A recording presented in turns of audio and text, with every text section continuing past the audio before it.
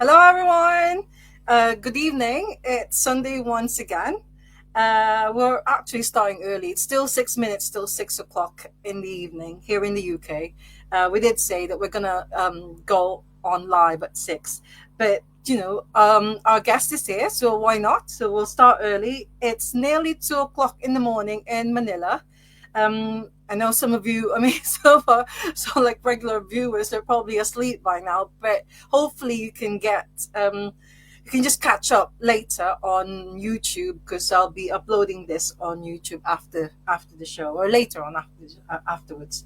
But anyway, so yeah, welcome to another episode of Ask the Drummer, or perhaps just for today we should call it Ask the Percussionist, because for today we've got a percussion legend on the show.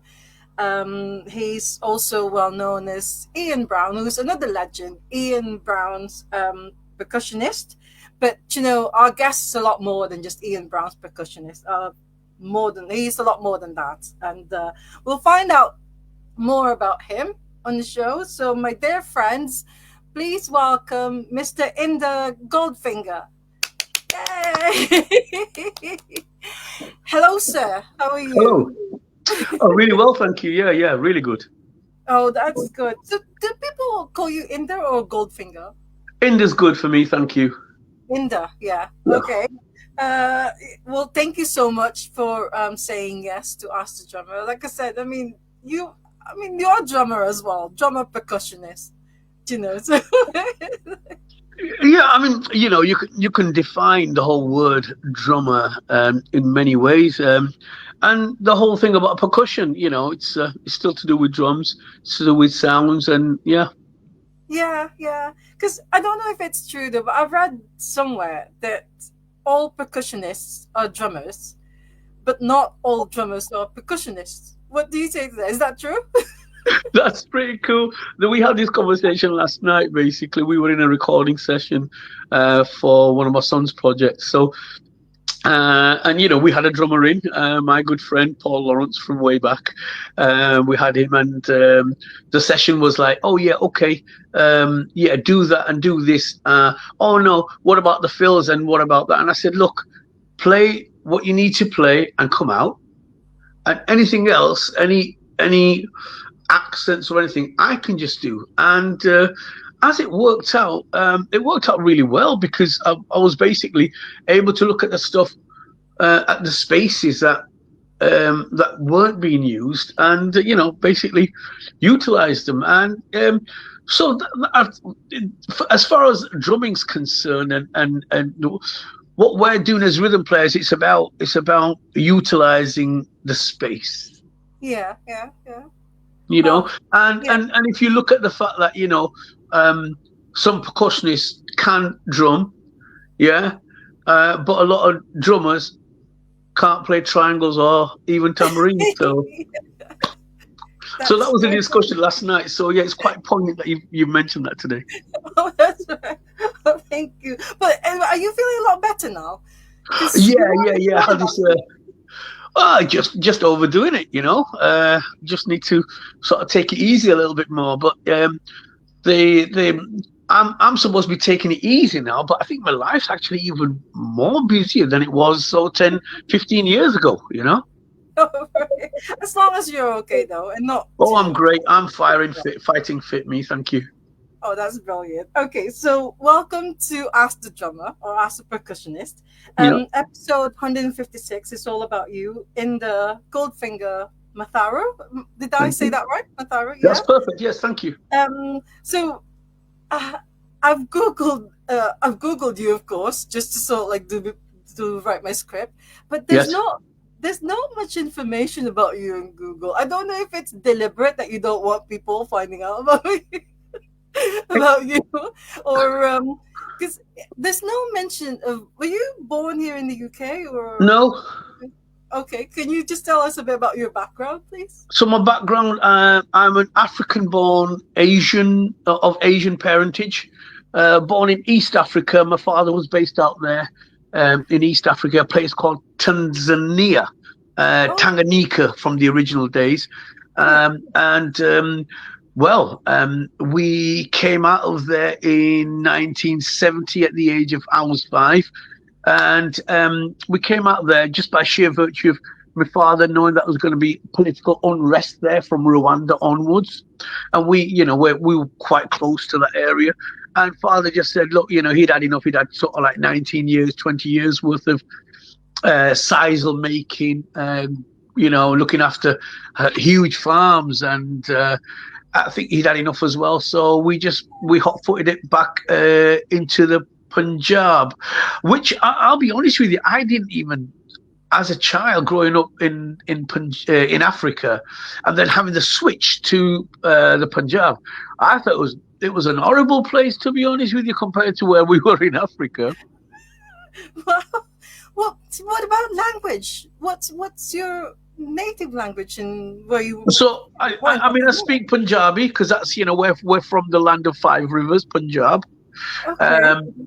So I speak Punjabi. I speak a little bit of English. I can speak a little bit of Swahili. And obviously we've got the language of drumming, so which is most important than any other language. That's incredible. See, I don't know if many people know about that you're actually born in Africa and then went back to Punjab or Punjabi. Yeah. I've never really needed to do any of that, to be honest with you, because my good fortune's always carried me. Yeah. So when did you move here to the UK? So we moved to the UK in 1972. My father came here in 71. He came here on a voucher scheme, which was for pretty clever folk, who could do something in the UK. So he came on a voucher scheme. And, the poignancy of what I'm saying is that I wrote a track. One of the first bands that I ever started with. We were the first Asian band to be signed by a major label in the 90s. And that band was called Fundamental. Yeah. So we were very angry young men in those days. And what we had our voice was, I thought that was my only thing, that my voice, I should shout down a microphone or sing rhythms and all the rest of it. Didn't really realize that, my playing was actually, it was more important to me than me being on the microphone. Yeah. Going back to your childhood, are you from a musical family? No is the answer to that. We're a bunch of civil engineers, to be brutally honest with you. Yeah. And I actually studied that as well. I was into housing. And we did bits of architecture in these courses and stuff. So, I really enjoyed that part of my social, stuff that I did in social work and housing and all the rest of it. It was really, really, really cool. But my great uncle, we used to call him Granddad because I never actually met my real grandfather. So my great uncle, the great Pritam Singh Matharu, he was one of the greatest listeners I've ever known. I mean, what he didn't know about music wasn't worth knowing. So, it was him who sort of inspired me to do these things. He sort of put me forward. He always used to listen dead early in the morning to this Asian classical stuff, which I found a bit unnerving, to be honest with you, because I couldn't quite get the notes. And then as I grew up, I thought, oh my God, it's sung in this rag. It's a timepiece, and it's a tuning of a morning rag. And then I realized what this actually was. It's actually deeper than what I actually understood as far as music was concerned. Yeah. And what about your like percussion instruments, or let's say, did you learn how to play the drums first, or what got you into that? Well, like I said, my grandfather was my first inspirer, to be honest with you. And my father was absolutely blown away to the fact that I'd asked to want to play these instruments. He was blown away because he thought he's just going to be yet another civil engineer in the house, and that's fine as well, So my dad's like, yeah, you really want to play this? I says, yeah, come on, let's do this. And you have to remember, as I came into this country, we were dismembered. How can I explain to you? So we thought we had to fit into society. Um, so there was a lot of this sort of political unrest in the 70s. And I encountered an awful lot of, like the whole National Front and all the rest of it. And we didn't even know what we were doing in some places, you know. Um, when we first came into the UK, we came into a place called Leytonstone, which is sort of like the east part of London. Yeah, yeah, And we stayed there for a couple of years. My father still worked there, and we had a lot of family around there. It was good, it was really nice. My nephew Talvin, sing tabla extraordinaire. We were all there, and we always used to play at weddings, our friends' gatherings. A lot of the family sort of yeah, scenarios that took place, and we always used to play. And I thought, well, it was a really good feeling. Like I said, my grandfather seen me doing all this, and yeah, he positively encouraged it. And so he was a connoisseur in his own way, to be honest with you. I mean, he used to take me to all sorts of gatherings, yeah, professional gatherings, private gatherings, where it was sort of like 25 people and this amazing artist sat there, singing and being accompanied by a tabla, by a bowed instrument called a sarangi. yeah. And it was a vocal or an instrumental rendition. So it was rag, that really got me into the depths of all this, to be honest with you. Okay, but before coming to the UK, were you already musical, or you No, were no, chosen? I was 7 years old. I was Oh, I see. nowhere. Okay. I was nowhere musical at that time. I understood. I'll be honest with you. I want to share this with you. When we first went from India, sorry, we were in Africa. So I remember, in those days, my father insisted that we had to go to the temple all the time because that was a part of like really coming back to our culture, knowing who we are and what we're doing and all the rest of it. So a lot of my background is to do with sort of temple music. Okay, yeah, yeah, Yeah, yeah. and the singing priests,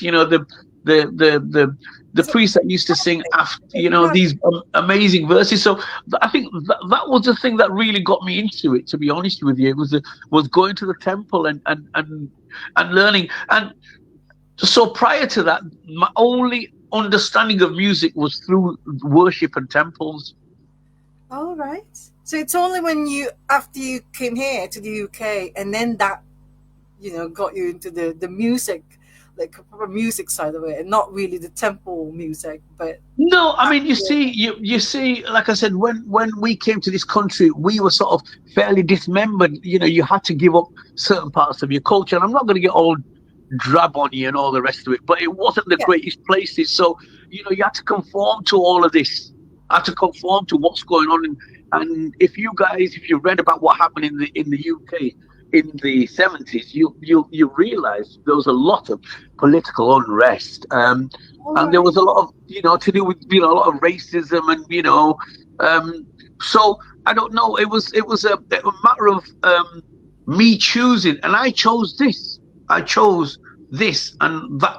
This is what sort of grounded me to who I actually am. To be brutally honest with you, Yeah, so yeah, visiting the temple, still going there, watching these amazing artists. I mean, if I was to tell you, I met, people like Pandit Ravi Shankar and Ustad Alaraka at the age of, between the age of 8 and 12. I was around that time.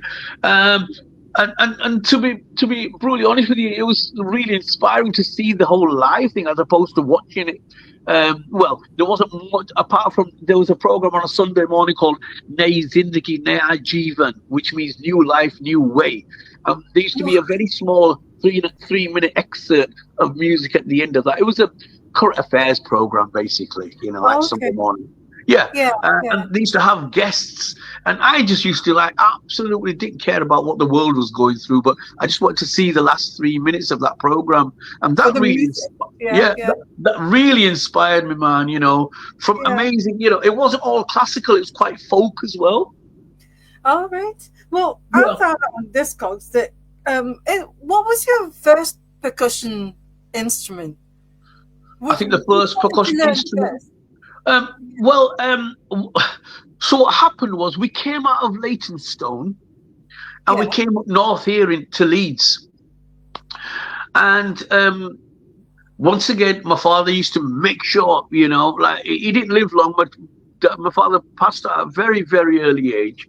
But I think he was sort of instilling some sort of cultural identity in me by taking me to these places. So what was going on was I used to definitely take me to on a Sunday to the temples, and then he showed me, he versed me. Um, Stuff to do with prayer and when you do this and what like cultural significance. yeah, But yeah. my first instrument, even at that time, I was into the tabla, but my first percussive instrument was steel pan. Oh, right. Yeah, yeah.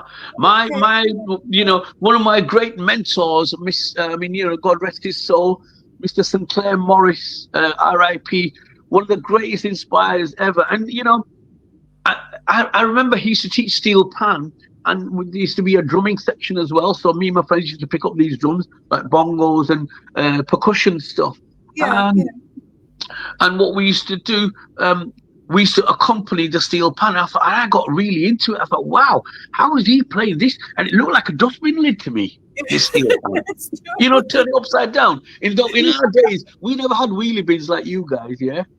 We had proper dustbins like that with a thing that shuts on top, right? So, and when I turned it around and I started sort of playing a dustbin with these steel hammers and thinking it's not quite the greatest sound. And like I said, there was an awful lot of stress as well around when we were growing up in Leeds here. So my father used to say, look, do what you want, but also try and stay indoors as well, just for your own safety, because we weren't familiar with what the runnings were. So we used to have these old ghee buckets, like, you know what ghee is, don't you? Yeah, yeah. It's like clarified butter. You get Yeah, these yeah, yes, yeah, plastic, yeah. The people. plastic. Yeah. So we used to have a basement in our back-to-back house in the early days in the 70s. We used to have a basement there. It's dead miserable down there. It's like, weeping a little bit of water and all sorts. But you know what? We made it count, man. We made it count to the point of we tipped these bins. They used to sit on one of these, and used to have a yellow one, definitely with red writing. I can remember. There was a red one, and it had the word Carnum on it, Kahun, Carnum, with an M on it, yeah. And I remember that. And then we had this sort of like a steel, like a biscuit tin. So my whole drum kit started with those three things Yeah. there. Wow. But I tell you what, that sound in the basement, it was quite tribal, the kind of stuff that I used to play. Probably did my dad's head in, but that was another story. He never said so. But But I then was you 2 flights down, so I don't think you probably didn't hear that much, to be honest with you.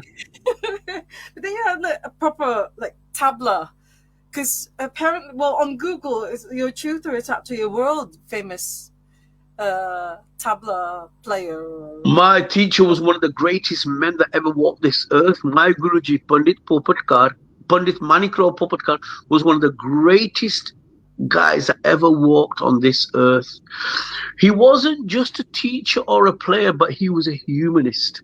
And these things go miles, because a lot of the times, you could be a great player, but you could, be an utter asshole with it. And we, in our own understandings, we're from a different level of people. We are from a different understanding.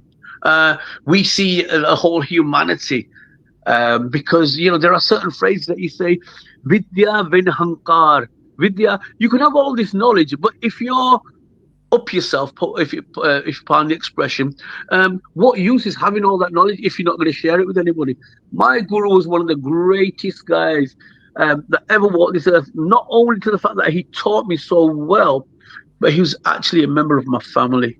He wasn't really. He was a pundit from Maharashtra. He was an amazing guy. Yeah. But when I met him, everything just stopped. Everything stopped.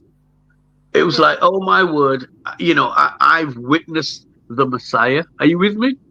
Yeah, yeah, yeah, yeah, And there's another thing as well. This round turban brigade we are, this is called a round. It's called a straight turban.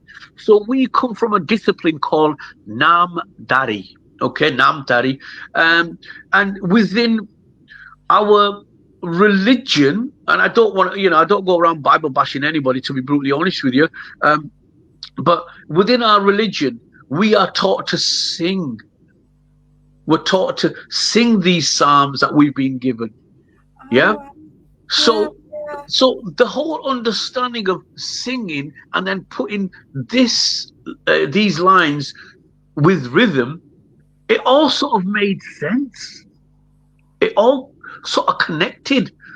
yeah, And it sort of reinforced everything my father. It took a while for it to click. It took a while for me to actually go to the temples alone without dad now and visit listen to these guys. They're from Delhi in India, and to listen to these guys and say and think, oh my word, is that how it works? Because nobody taught me that. You see, nobody gave me that connection.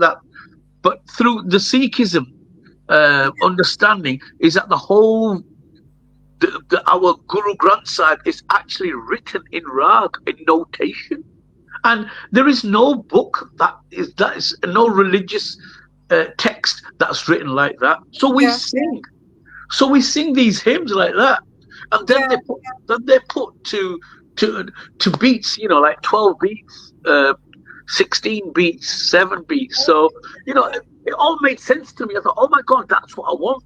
That's what I want. And I realized I've actually got an instrument at home already.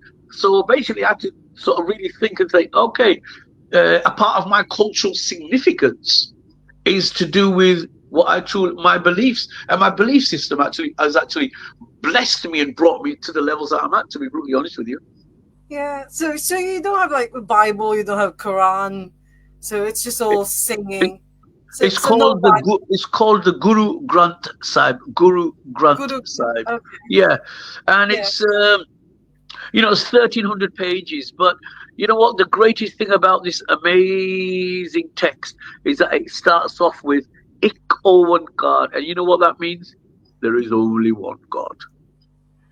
Okay. Yeah. Yeah. So Yeah. if my text that I'm reading and I've got belief in starts with that, well, it's all encompassing. Our first guru, Guru Nanak, used to sing these psalms, and he was accompanied by a rabab player. A rabab is like a lute instrument, and he was a Muslim guy. So the whole understanding of Sikhism is to do with the oneness. To be brutally honest with you, and I don't want to go into it too much because rag and rhythm Yeah. is two Yeah. huge things that have been given to us, and that's through our wonderful script. And what else is there? What's there not to like about that? Yeah. Well, that's true. But I'm gonna say Aiden said that sound and vision very good. Aiden is our tech support, so that's good. Also, I want to say, want to give a shout out to Silverfinger Singh Wow. for making this happen because he was actually who said that I should contact you straight. I mean, I meant to contact you, but it just took me a while. And I'm glad that Silverfinger Singh sent me a I'm message. glad we've had that. Yeah, no, you know what? He's an absolute star. Yeah, He's an absolute credit to me. And I say to him, I said, son, I've achieved so much, but you've achieved more because there was a time we used to be scared to do this stuff, man. We yeah, weren't. It yeah. wasn't recognized that these Sikh guys can go out there and drop it like that. But I do, and I drop it. So, you Yeah, know, true. and I'm proud to say that, but it's come from a lot of confidence to be able to stand up and be counted as an individual, as opposed to just thinking, oh, well, we're supposed to be doctors and civil engineers and dentists and all the rest of it, like the rest of my family are. Yeah. Well, I chose this, and for me, You know, Great. we've not even gotten into the language of this, you know, of division and multiplication and how one beat every four beats and then there's empty beats. You know, it's mind blowing. Yeah. The amount of information that's been given to me by my teachers is mind blowing. I couldn't even, you know, if I was to start, you know, we'd need more than an hour. I'm going to ask you because I'm sure people have been wondering because Goldfinger, when did you that's not you that's not part of your name, Goldfinger. Actually, you know what? I'll be honest with you. What happens is it's that same thing about the confidence. So Yeah. what happened was when I basically I jacked in an amazing job just around the corner, you know, with all these, you know, pension and all the rest of it and all that. See you later. I just went like that, threw it in the bin, and I got out. And what at that time, for us to be able to be taken seriously as Asian artists, it was sort of a lot of people used to frown upon it. You know, it's like, what are you doing? You're from a classical background. You shouldn't be doing this. And I'll be straightforward and honest with you. Um, Reggae music and punk rock music actually saved my life. Let me explain. So, when I used to come home, I used to, obviously, high school and all the rest of it, I used to move with some punk rockers, you know. It's like, and they say, mate, you play these drums? I went, yeah, I play these drums. Well, what, you know, will it fit on this? I says, no, because it's just like, you know, we used to listen to, I think more so the Pistols in those days, Sex Pistols, you know, sort of Rankin Roger, you know, them the kind of guys that. Yeah. So for me, because Dad used to sleep up above this room, and this was our front room, I couldn't turn the amplifier on to listen to what is it? Because it disturbed my dad because he wasn't well. You know what I had to do? I just used to put my ear to the stylus, and I could just listen to the song that way. Oh God. Yeah. I couldn't turn the amplifier on. No one allowed because he'd be asleep upstairs. He wasn't well, honestly, bless him. Beautiful guy that he was, you know. And I wouldn't do anything to disturb him or hurt him, you know. So we used to just put the record on, okay, without amplification, and just put your ear to the stylus like this, you know. So that was my grounding, to be honest with you. One of the first records, my friend, I went to school with.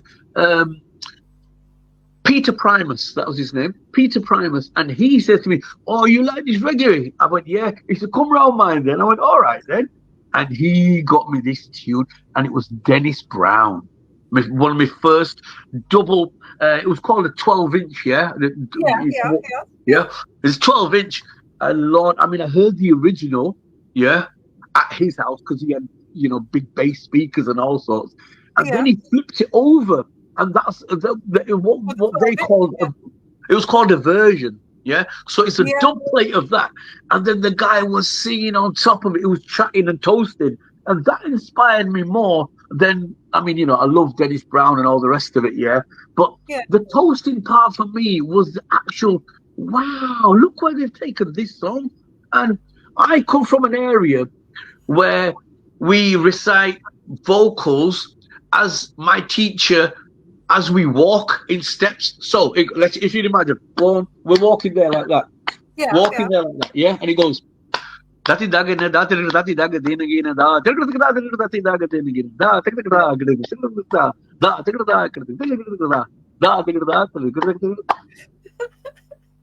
so we walk in 4, but we recite in 16, yeah. So these so I used to come back, and I'll be honest with you, in a way I'm sort of glad as I was growing up we didn't have too much money. Shall I tell you why?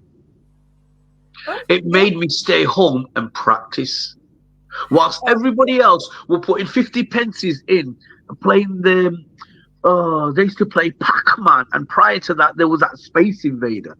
Oh right, yeah. Oh my God, you know what? yeah, I used to love that. You know, the tabletop one, yeah. not the That's right. machine stood Yeah, up. The yeah, tabletop. Used to put that. We used to put. We didn't have that kind of money, you know, to put in there, or or my dad never gave me, and I never put it on him either because I thought I've got what I need. Okay, so I stayed home. I've been there. I went to those places with my mates and all the rest of it, but I never wasted money like that because there was no need. I had the pleasure of having knowledge that nobody else had, was given knowledge that nobody else had. yeah. So for me to come out of all this amazing pseudo classical tabla playing, yeah, to listen to it's like, yo, what's that? That's 4 beats. What you guys doing? And I've learned all these. So for me, it was like, oh my word, it can actually slow down and it's there. It's on the single. And once again, my steel pan teacher, Mr. Sinclair Morris, showed me the one drop. And that for me was just a revelation of using a stick across a snare and my foot like that. And to just wow, just the feeling of that kick, the block on the snare, and the hats was just like, yeah, this is a new revelation, you Yeah, know. absolutely fantastic.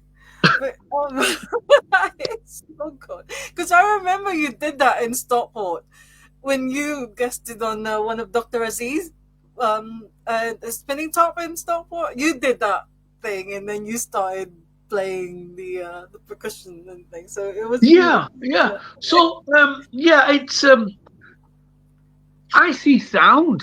I can visualize sound. I don't just hear it. I can actually visualize sound. So yeah, yeah. you And know, like you said, it is natural. It's in you. So it's a gift, isn't it? It's like you were given it and you got it. Not many people. I mean, not everybody's got that. You know, I mean, I haven't got rhythm or something.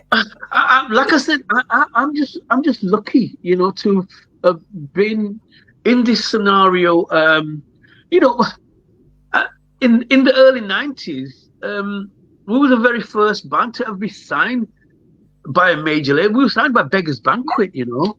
Yeah, I was going to ask you about that. So your first one, your first band, as were you the percussionist then? In this, it's I said that whole fundamental. thing. You know what? It was a Bradford thing.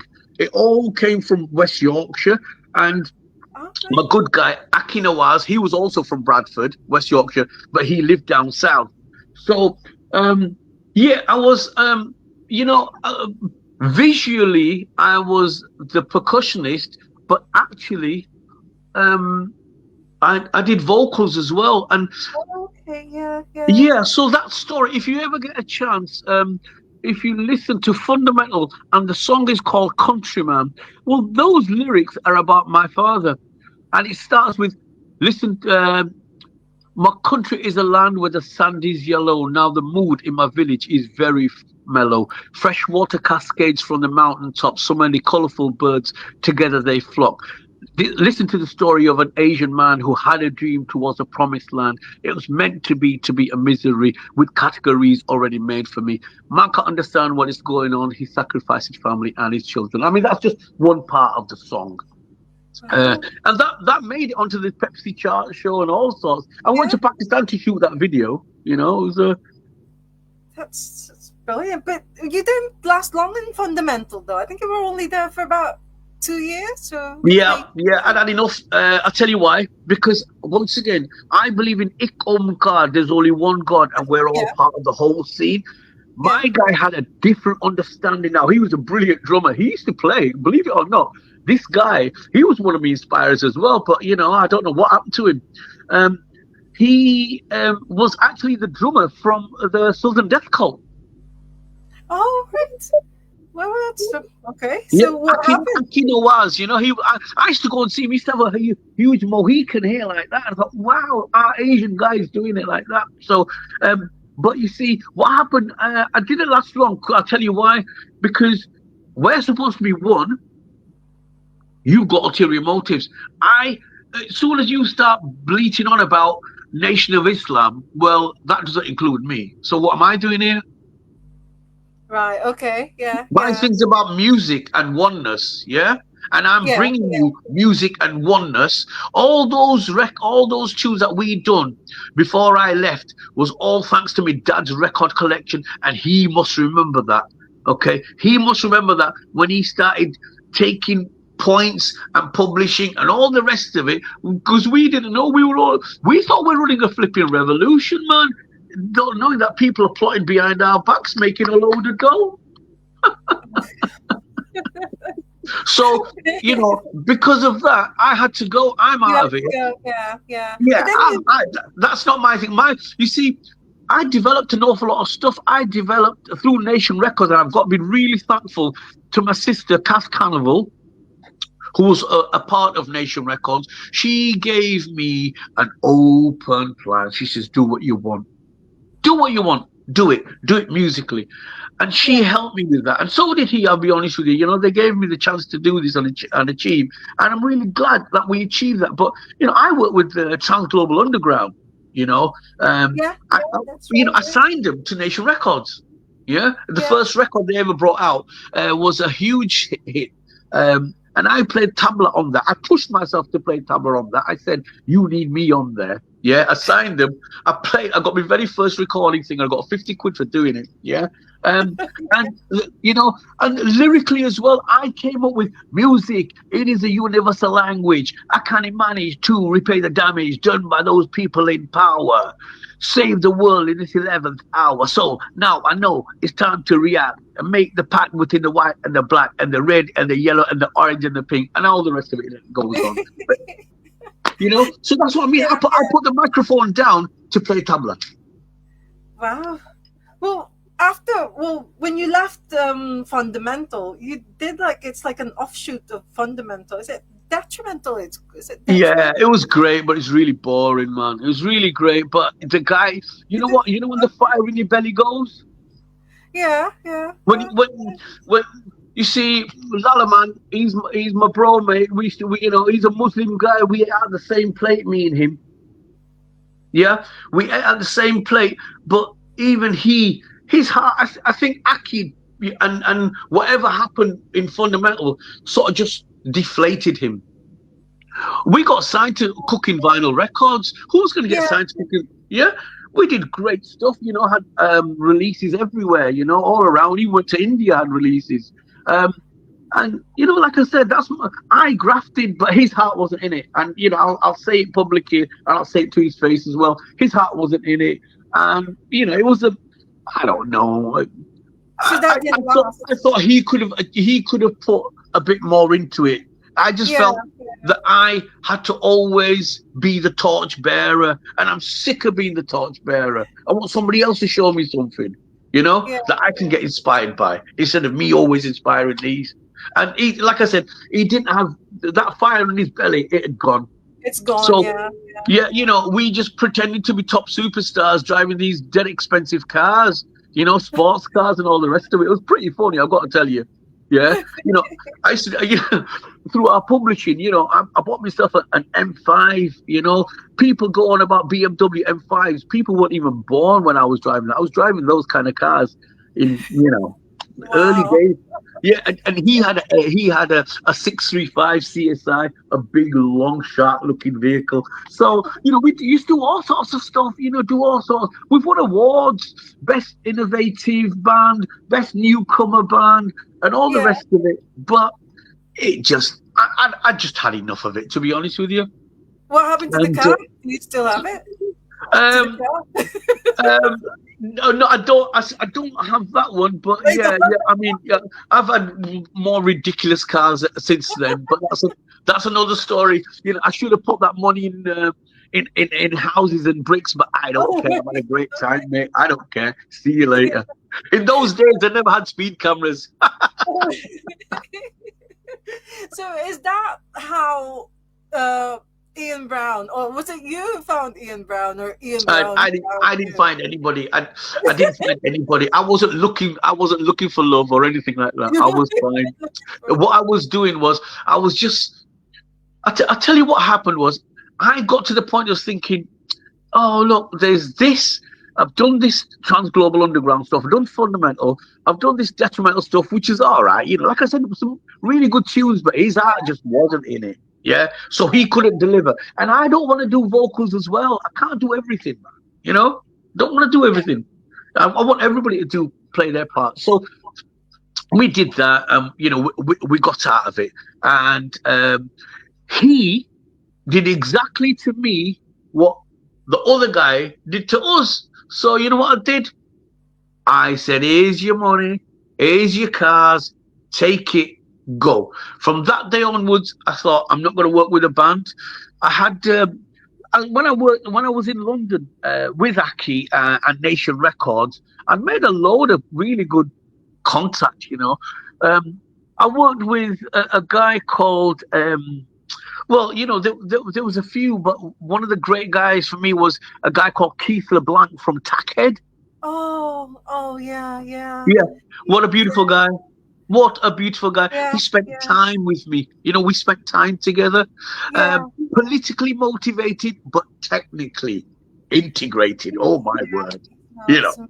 Yeah. Well, It's sad that he left the planet was it last year? yes, it was. Heartbreaking. What a Yeah. beautiful guy. I mean, what he showed me was, and I was a part of this thing called Another Night of Interference. Yeah.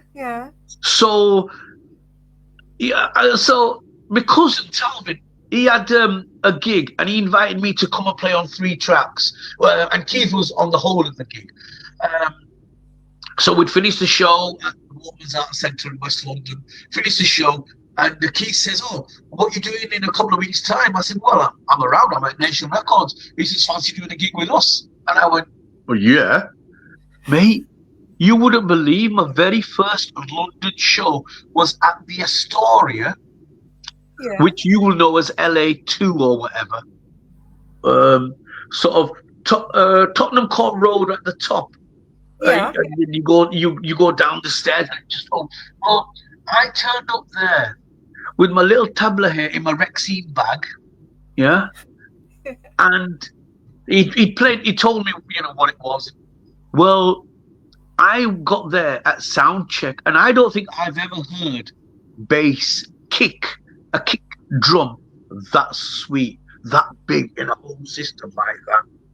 And it was Adrian Sherwood that was doing the mix. You're from On New Sound System? On New Sound, yeah. Yeah. So, I'd done it, prior to that.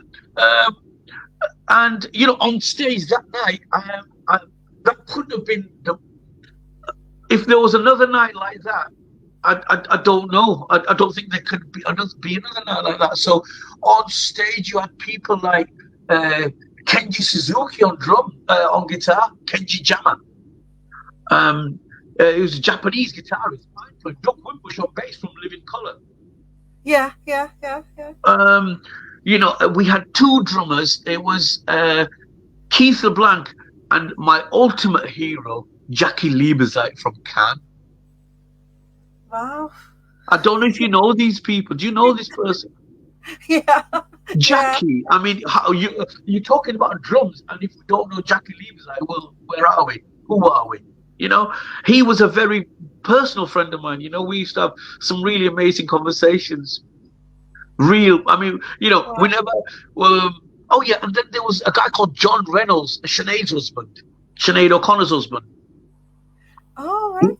Yeah, he was also on there, and she was on there. There was a woman called Kat from Prince. Prince's backing vocalist. Her name was Kat. She was singing on it, and guess what? Just to finish it off, Ronnie Wood on stage. Wow. And that's to just name a few. There's a guy called MC Rakim who turned up. He played a couple of tunes. Like I said, so that was my very first show in London by myself, without anybody putting me forward. That came to me. And that's just, one of, that mind-blowing experience is like, wow, where are we at? So it was Tackhead,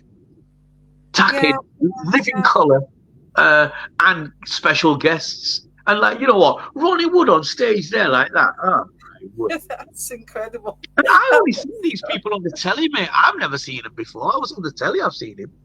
Yeah, yeah. So Wow. to be on stage with these guys. Oh yeah. Oh God, the Simply Red drummer. I think he See, was Japanese Chris, also. oh, Huh? okay. I thought I was gonna say Chris Joyce. No, no, Oh, no, it's the no, no, second one, no, yeah. no, no. There was a Japanese guy. Anyway, just met him, and guess who was behind me? This is where it really kicked off for me. Stood behind me was a guy called Tim Simonon from Bomb the Bass. Oh, oh yeah, yeah, yeah. That's right. Yeah. From that day onwards, I never needed to look for work. After that day, I became the session drummer, the session tabla player. I became that guy. That yeah, You, yeah, I yeah. like if you hear an album called Clear through Bomb the Bass, um, I played on a reggae tune, and the singer was called Bim Sherman. Now he's one of the most you know, unrecognized. I mean, he's recognized everywhere, but I thought it was very underplayed the way his lyrics and what he was and how he did. What a song! The song's called Sleepyhead, and it is mind blowing. And I played Quaker and bells on it. No tabla, nothing. Quaker and these temple bells. And Well, what a nice. tune! Yeah, yeah, yeah. Yeah, and what a tune! I please have a listen to it. It'll blow your mind. He's brilliant, Tim Simonon. And I did a couple of albums with him, and through him, um, I met. We did 2 tracks with Annie Lennox. Wow. Yeah, and I'm actually going to say this to you through him again. Him and a producer called Gavin Friday. Oh yes, yeah, yeah. Yeah, From Virgin Gavin Friday Records. got me in on an album, and guess who it was? I've got to just laugh at these things here. Who? It was Naomi Campbell. Oh, right. Hey, me, I don't know what they did to her voice, but she could not half sing. It come across really well. You know, which reminds me, I actually yesterday at work, I actually bought a 12-inch single by Naomi Campbell. Did you? Yeah, I'm gonna see you if you're accredited or no. You better check that. Yeah, yeah, I'm on it. I'm on it. But like I said, I just became this session player, and then after that, you know who took me on? Jar Wobble. Oh, right. Yeah, check the credits on that. I think I've done 4 albums with him. The Jar Wobble. Yeah. Oh, yeah. So Um, you worked with virtually everyone in the music industry. well, like I said, if had I not done that show, I don't think I would have met Eddie. And it was once again Tim Simonon. He's actually born on the same day as me, 21st of June.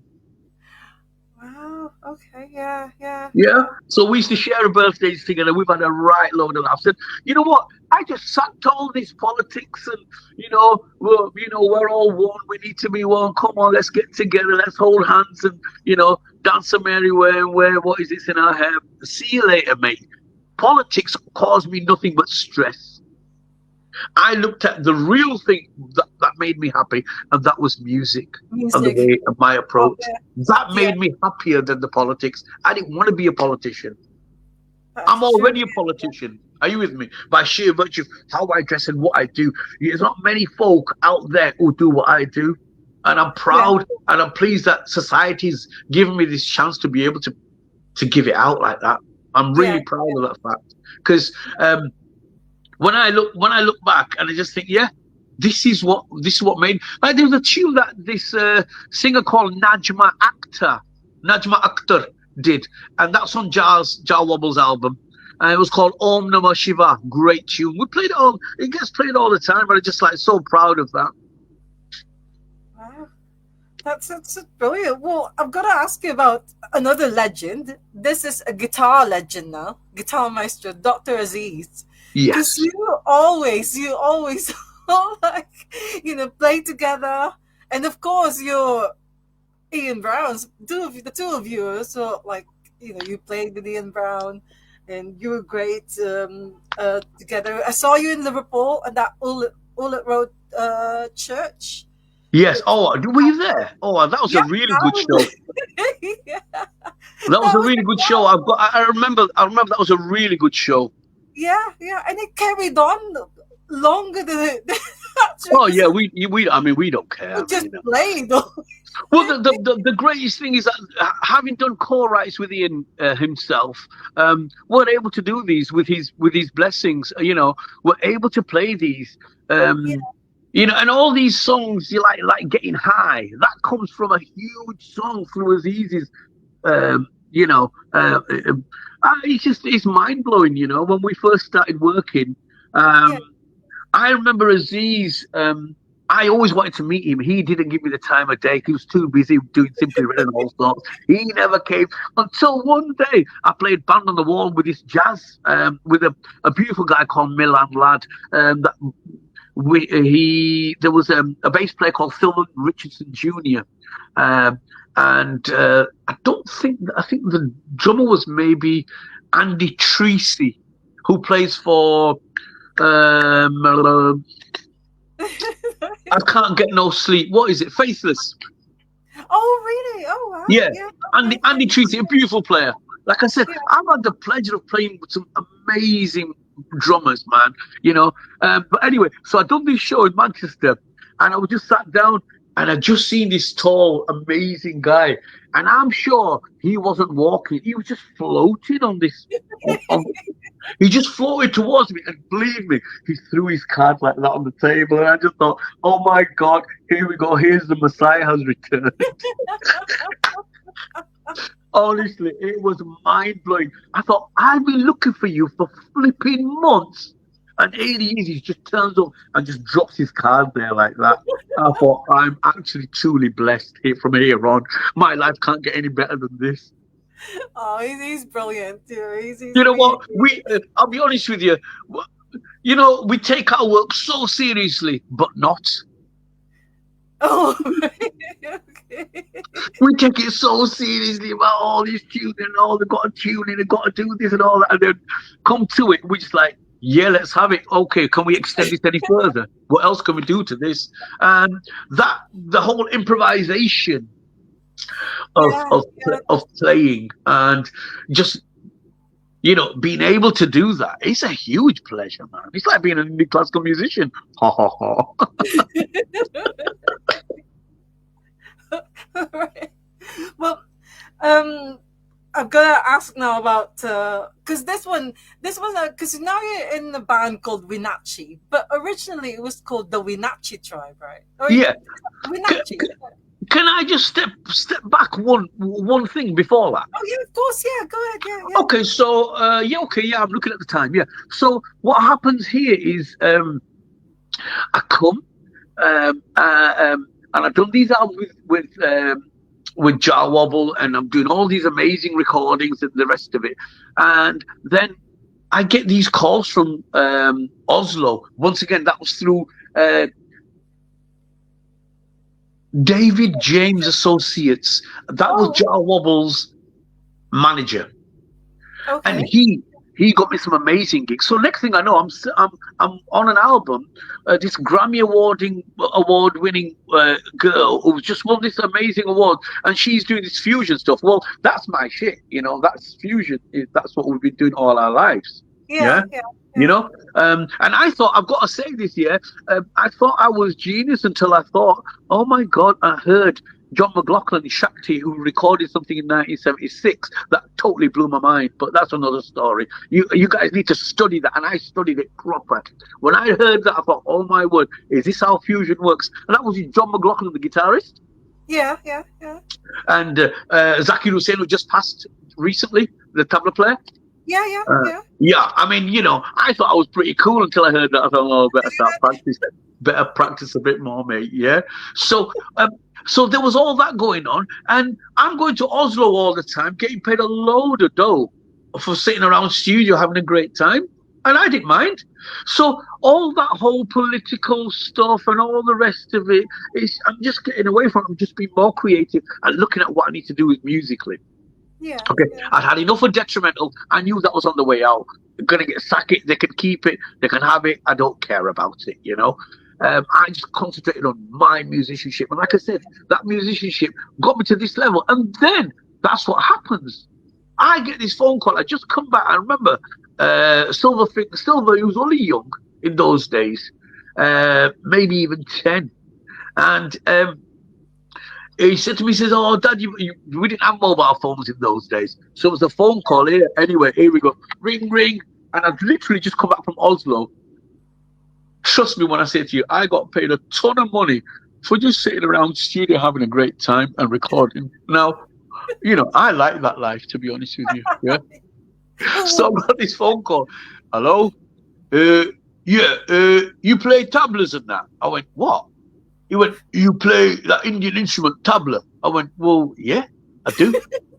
Are you Inder Goldfinger? I went, yeah, it's me. I play tablas. He says, do you know Ian Brown from Stone Roses? I went, do I know Ian Brown from the Stone Roses? I said, I've been looking at his head for the last since 1987. I've been looking at his head, reading the NME New Musical Express, looking at and Melody Maker as well. And I said to him, I said, yeah, mate, I know it. I said, but mate, I'm just in the middle of something.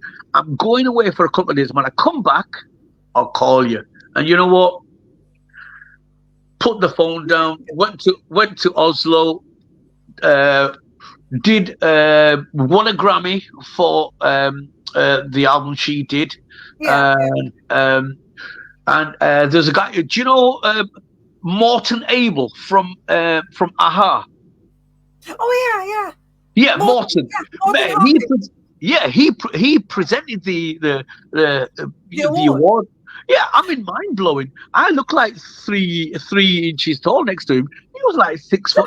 That guy, proper Norwegian geezer, just amazing, And when I came back, I made the phone call. Me and my son got on a coach to Manchester, got picked up.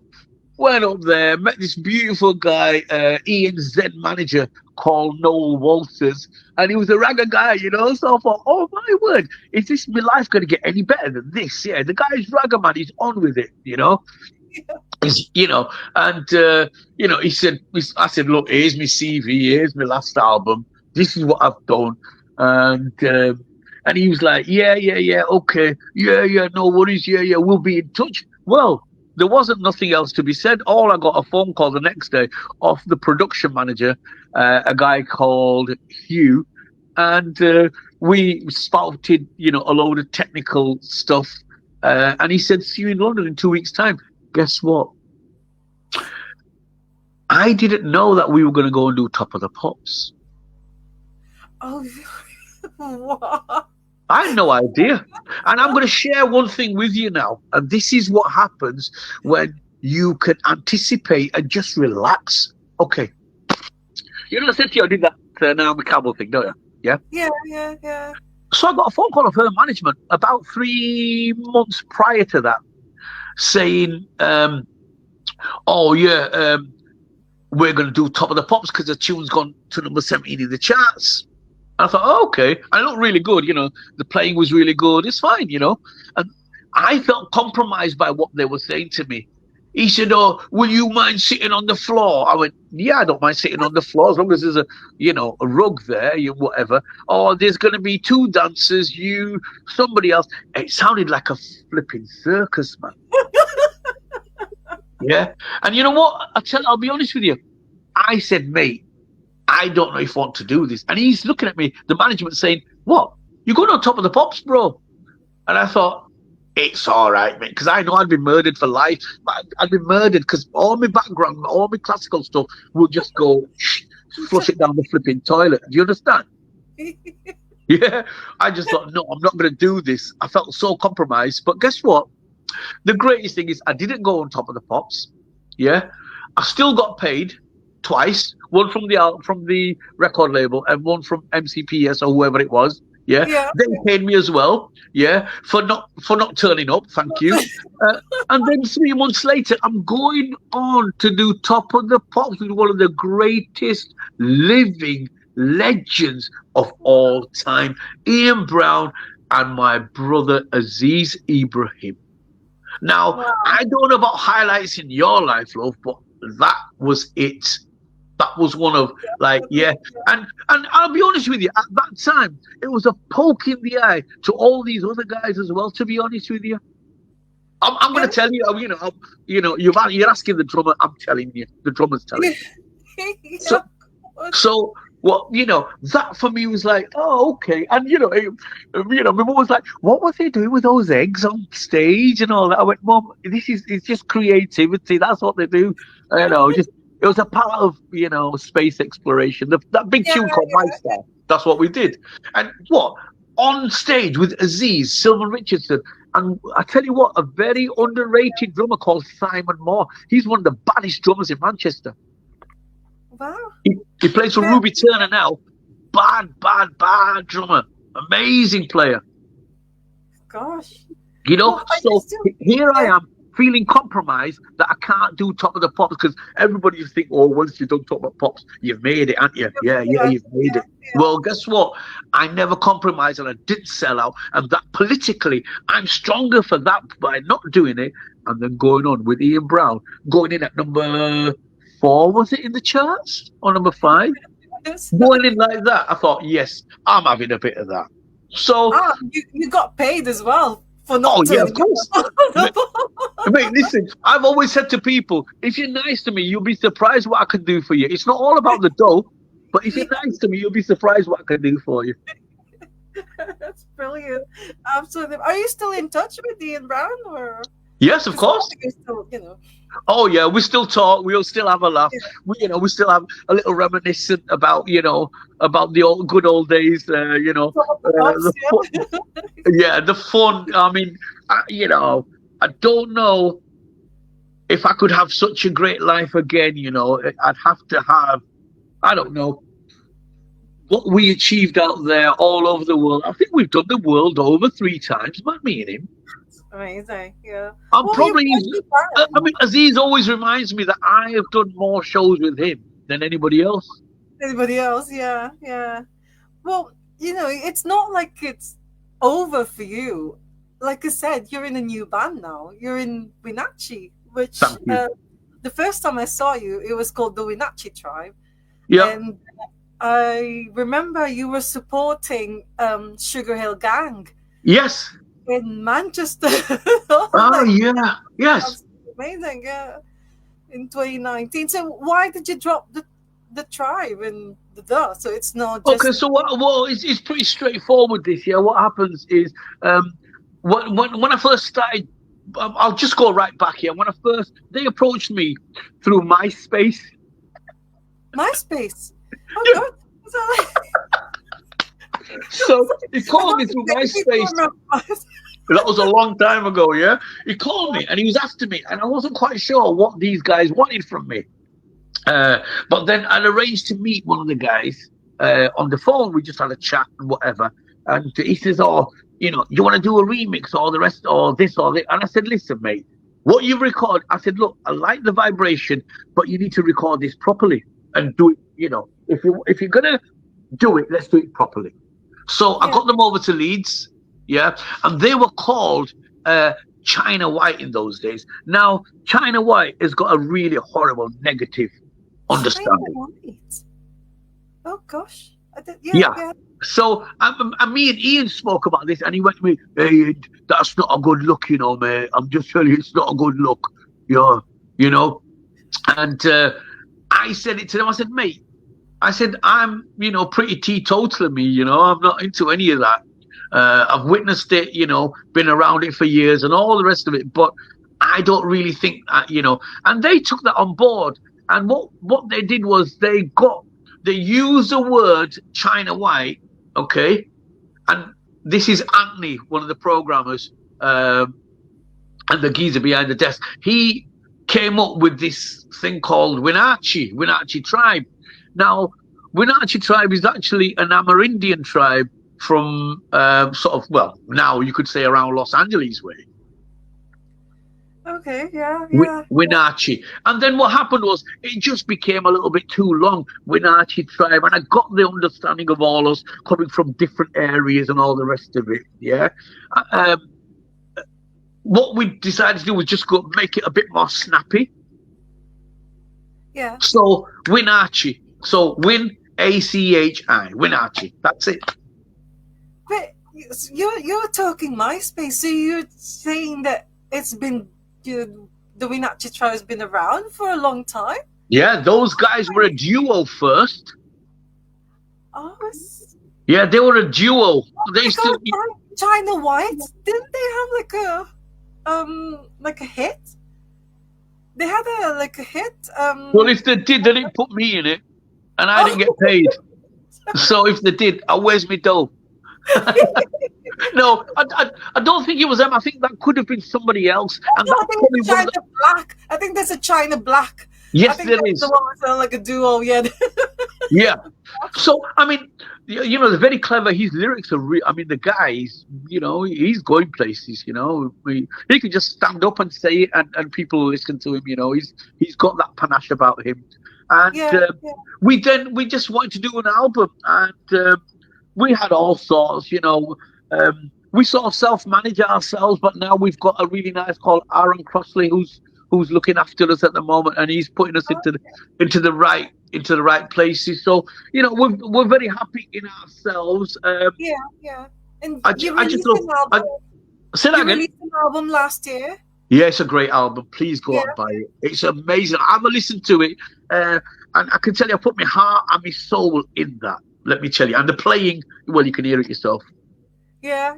That's brilliant. So what's the latest with Winachi? Are you touring? So the latest with Winachi, what the situation with them is, like I said, we've just taken on new management, and I'll just see what our guys got to say.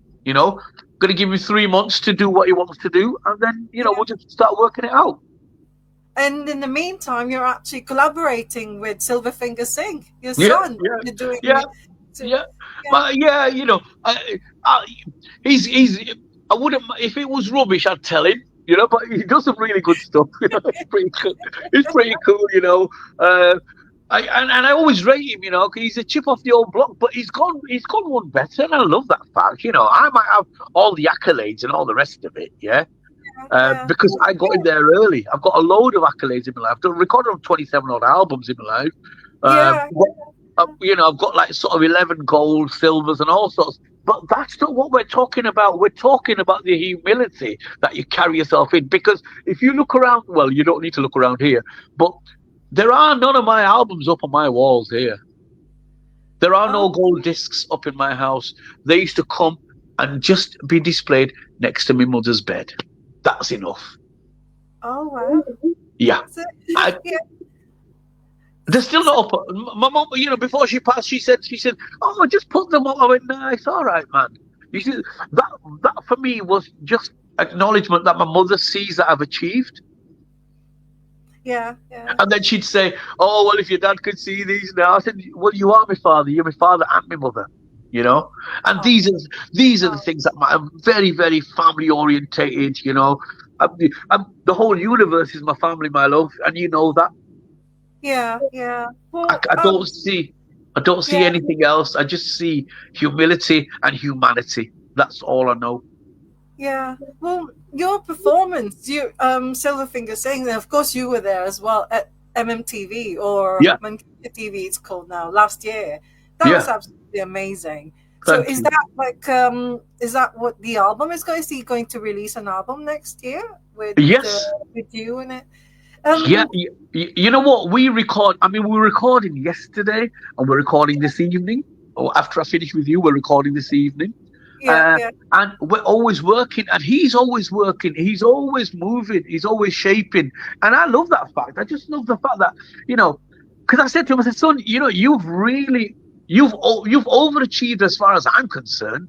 I said, "I never thought you'd do all this." He said, "No, Dad, I can never be like you. But I don't want you to be like me. I want you to be you." Yeah, that's right. Yeah, Yeah, that is. and Yeah, he's taken my whole rap thing and all that. I mean, he plays a pretty mean tabla if he has to play.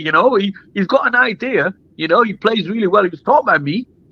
But he wanted to do other things, i.e., not put loads of bolts and stuff together that take hours and hours. He's supposed to pick the microphone up and spit his vibes and get off, as opposed to me sweating away and getting all my gear organized after the show. So it was either that or learn to play the flute.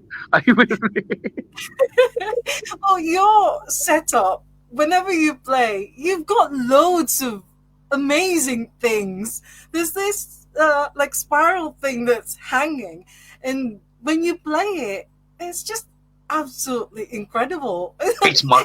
All these It's different bits. You know what? I'm happy to say that I've been a Zildjian endorsee for the last 20 odd years. And I'm so proud of the fact that they still recognise me and you know, Yeah, I'm very proud to be a part of the Zildjian family. I'm proud to be recognised and please don't get me wrong. I'm not bleating on about being Asian, but there aren't many folk that look like this and do what I do. Are you with me? and but are those um not really common, but are those for you specially made, or you can No, actually buy so them? so Or no, they're called spiral trash. It's called a spiral trash. I've got all the sound effects. That's what I do for because I'm not your regular drummer. I play splashes, yeah. I play chinas and I play gongs, that kind yeah, of stuff. That sort of sound effects. And those spirals, they're quite diverse. You can hit them on the edge. You can actually yeah, play them down, hit them on the edge. yeah, They're quite diverse, so you could get 5 or 6 different tones out of it. You could even use a soft mallet to really yeah. crescendo on these things. So it's yeah, and I've also been fortunate not just to be an endorsee of Zildjian and some other stuff, but I'm happy to say that I was endorsed by Hans Zimmer to do a sample CD through a British Session Orchestra. Oh wow. Yeah, Hands down. um, yeah, it's an amazing thing they did. They're very very clever, these engineers. So I went down there for a week and just played. I mean, for goodness sake, what could you ask for? Just sit there in a beautiful studio to somebody to record each and every part of your playing.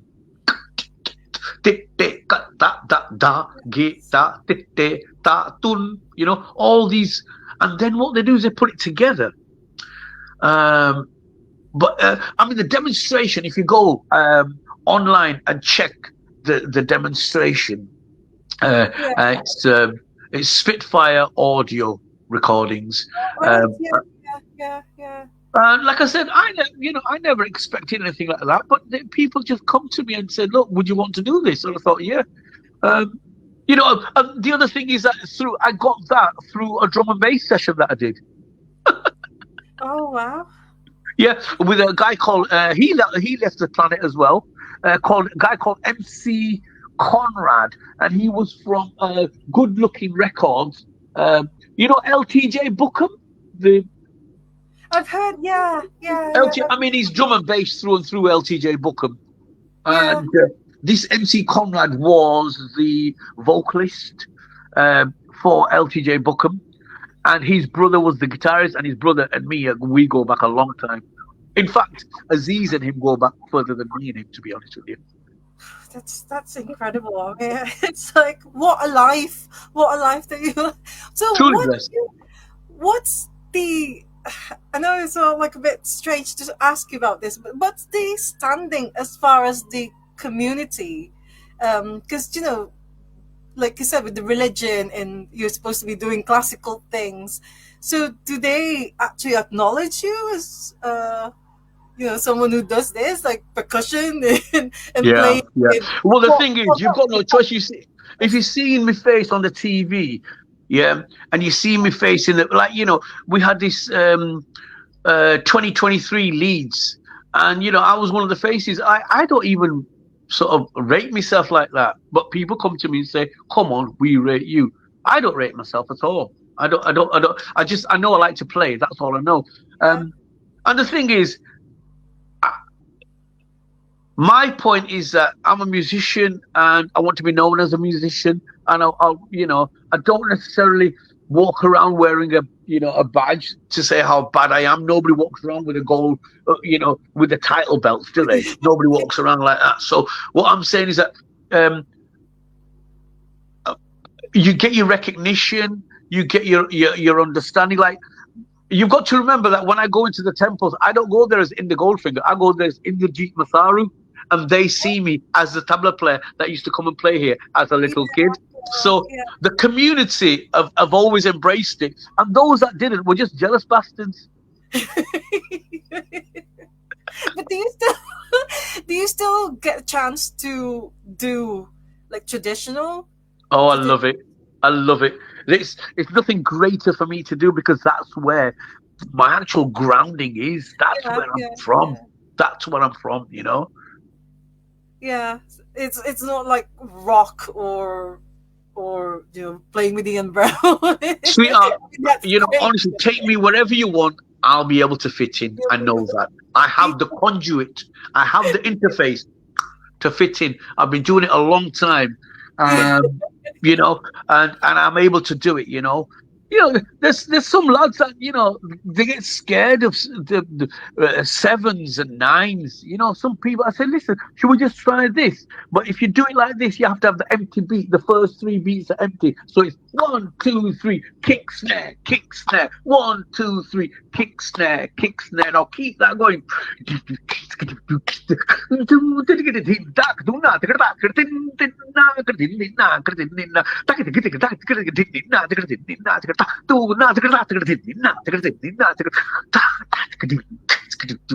One, two. But the first three have to be empty. Kick snare, kick snare. 1, 2, 3, kick snare, kick snare. Like, people are like, mate, what are you going on about? What are you going on about? What you on about, mate? I think, no, man, you need to learn how to flipping count. That's the problem. That's fantastic. Absolutely fantastic. Well, I know we're running so like over an hour now, but I've got 4 questions that I always ask the guests. Yes. So first one, I mean, I can't really ask you about twirling sticks, but you've got other tricks that you do when you're playing. So it's like I can't do that. I don't know how you do it. I don't know how you do it. To be honest with you, I don't really want to do it. Twirling sticks is one thing, but doing this. yeah, that's It's well, all relative, isn't it? yeah. Well, second one is drumming heroes or percussion heroes. You mentioned the guy from Cannes. Yeah, Jackie Liebesay, Yeah. Keith LeBlanc, Ginger Baker, what else? Keith Moon. I studied it all over. Honestly, I studied it properly. Sly Dunbar, Sly and Robbie. I love Yeah. all that. Grace Jones. I love all that. For me, that's it's still there. But yeah, heroes. My heroes are some are alive. I mean, everybody's a hero to me as far as I'm concerned. As long as I'm learning, everybody's my hero. Oh, it's so nice. It's really good. It's very good. Disasters. Do you know because you're always standing, you don't sit down when you play. Have you ever had any disasters? Because that spiral thing has it ever hurt you? Or No, I keep it tame. Yeah, no, it's the disaster we've had when you've got such an elaborate setup, especially when we were with Ian. I only use even less than half of the instruments that I use. When you've seen me, that's just Yeah. not even half of what I used to do with Ian. But it's like you'd be playing away, and you could just see your thing going, like going away from you, and you try and pick it up and tighten it at the same time. But in those days, you know what? Yeah, Ian. We used to have a tech. A guy called JT, and like I said, Huey. a guy called JT. I've had all sorts of great people just sit behind me having a little cigarette whilst we're playing away. I could Yeah. just tell him what he's doing, and he'll just say, everything all right? And he'll just do that. He'll say, everything okay? I'll just give him that there, and we'll just went away, playing away, tambourines, this, that, and the other, bang, crash, wall up, He used to have a huge china, a huge gong, and at the end of the show, we used to play all that, and yeah, that's that. I mean, that's gone topsy turvy occasionally because it's such a huge, heavy thing. Yeah. But apart from that, no real disasters, No real love. disaster. No real disasters. We make Yeah. our disasters. I don't come around to disaster anything. We come there. We come to educate, not frustrate. You have to No. understand. We come there to give somebody something. People have said to me in the past, "Yeah, how come you do what you do?" I said, I don't know anything else. That's what I do. Yeah, yeah, of course. And I'm grateful for all the little, as a fun car, there's a word called fun car. Fun car means if I'm able to learn something of somebody, I'll just bring that home. My teacher taught me one of the greatest wisdoms of life. Dekho, suno, or amal karo. Amal karo is to chew and digest what you've just listened to and what you've just heard. Digest that. And once you digest that and understand that, you'll be a better person. That's how it works for me. Like I said, just when I seen Keith LeBlanc, his snare was like a pivot. It would go up and down like that, as if it's almost. And I learned that. I thought, oh my God, I can see what he's doing. He's just, the way he's putting the weight on the snare there like that. It was almost the word. It was almost as if it's electronic. It's like it's a pivot. Like a robot kind of thing. Yeah. Yeah, but the feel and the feel and the understanding of it was mind blowing. Yeah. But Yeah. but he's just that. I just looking at his snare hand, and it just used to go up like that, and it used to stay there. Bang, back here. Bang, back here.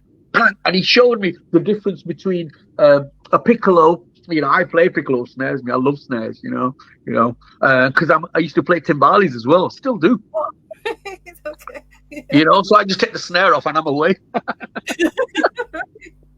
I'm going to say that Aiden, when you said that everybody's a hero to me as long as I'm learning, Yeah. Aiden said great words.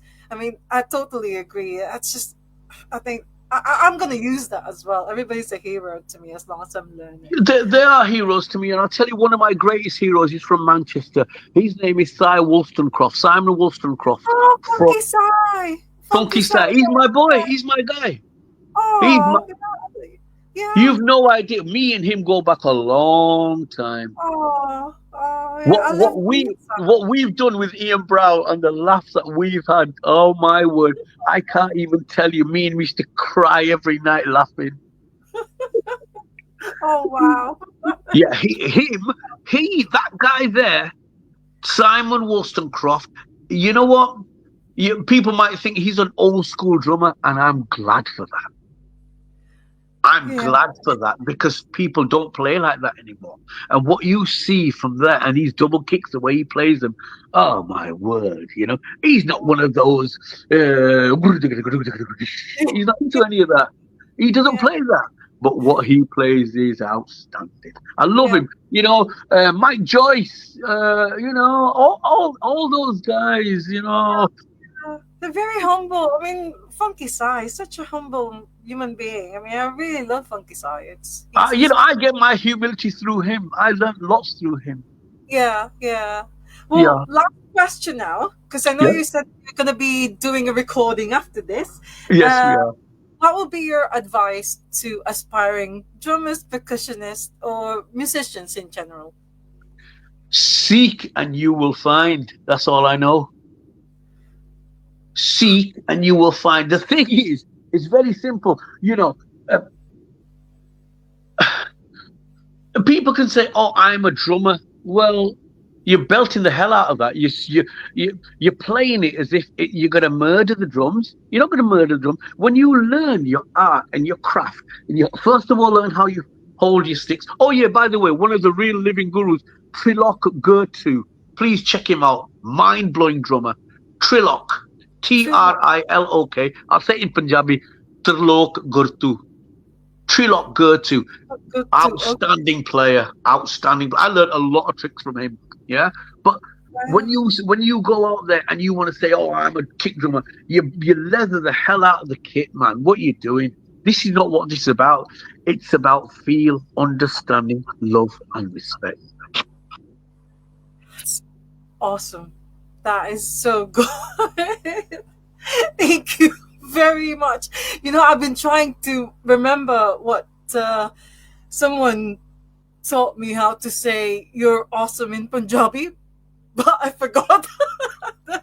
But you are Well, so awesome. in Punjabi or in Urdu, you say "kya baat hai." God. Kya baat hai. That's just like that's outstanding. Kya baat hai. All right. Um, something. Oh, I can't even remember, but it's like a three-word thing. But I can't remember now. But yeah, I remember sort of like memorizing it because I don't know. No, because I don't know if you know the bass player of the Soup Dragons, Sushil. Sushil, Yes. he sort of like speaks Punjabi, so I learned it last year. Really? So like say it to him, but now I can't remember. Okay. Well, you've got your hellos and goodbyes, which is Sat Sri Akal. Set to your call. Okay. Thank you so much. Thank you so much, Love Mr. to each and every one. I can't wait to actually have a proper look at all your other interviews. I'm sorry, we're not in the studio here. We've not got an array of drums or anything like that because that's just me on a Sunday evening, man. Just chill out. Yeah, yeah, and have a great recording session with Silverfinger Singh. I look forward to his album, and also I need to get a copy of the Winachi's album, so I I will will get you that. I get will that. get you that, sweetheart. Yeah. Yeah. And when's the next gig? When's the next Yeah, like I said, new management, new year, New new Year? vibrations. Who knows? All Yeah, I know is, in the meantime, I'm still rocking it. Are you with me? Until we get out, we're still rocking it. We're not yes, bothered. We're having it, girl. and thank goodness for that. I'm glad that you're still there. So I, thank but you. nothing. Thank you so much. Thank you so much. Happy New Year Happy and New Year. have a great 2025. Lots of Thank love to all the listeners. And keep on drumming, man. Keep on drumming. you. And if Well, there's anything anybody wants from me, like I said to you, don't be shy. Come to me. Be nice. You'll be surprised what you might get out of me. that's awesome. Thank you. Thank Thank you you for the so time. much. Really See you appreciate soon. that. Yeah, see you. Take care. All the Bye. very best. See you later. Bye. Bye bye. Bye. Oh my God. That was absolutely amazing. Well, you heard Mr. Inder say it. If you need anything from him, any percussion, so like work that he's doing, all the bands out there, if you need his service, if you're nice to him, he might be able to help you out. But oh my God, that was so incredible.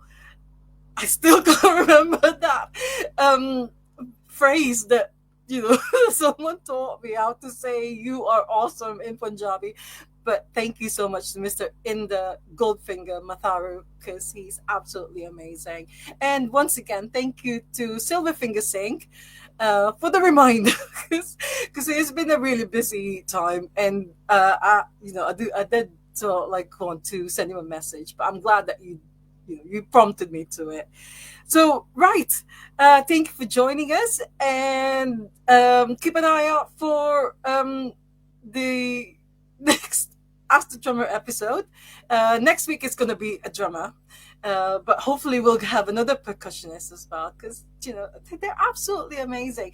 If you get a chance to see Winachi live, or Silverfinger Singh with Inder Goldfinger, I'm telling you, you've got to go and see them. And you've got to go and see Inder Goldfinger with his setup because it's so amazing. And I don't know if they're going to have another Dr. Aziz and Inder gig, but hopefully they will do it again this year. So that's another one that you need to go and see live because But he says it's like mind blowing seeing the two legends play and the way they look at each other and then they just improvise and all those things. Absolutely amazing. Okay, that's all for me for today. See you all again next week. Thank you once again to Inder Goldfinger Matharu, and hopefully see you next week. I'll be posting the guest announcement sometime next week. And as always, love music, love life, love drummers, and love percussionists. They're absolutely amazing. So I'll see you all again next week. Bye for now. Bye.